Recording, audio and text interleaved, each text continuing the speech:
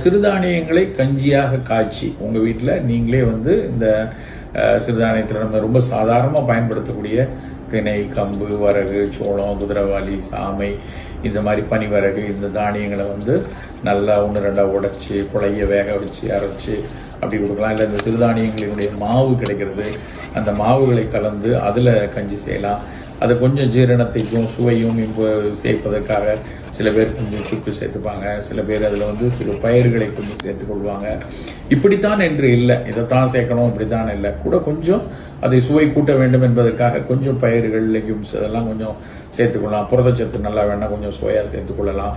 அதுக்கப்புறம் மற்ற பாதாம் பருப்பு, நிலக்கடலை, உளுந்த வறுத்து சேர்த்துக்கிறது, இப்படி சுவைப்பட அந்த கஞ்சியை செய்து அதை இந்த காலத்தில் வீட்டில் எல்லாருக்கும் கொடுத்து பழக்கணும். கஞ்சி அப்படிங்கிறனாலே அது ஏதோ ஒரு ஏளன பொருளாக ஒரு காலத்தில் பார்க்கப்பட்டது. இல்லைன்னா ஒரு காய்ச்சல் காலத்தில் மட்டும்தான்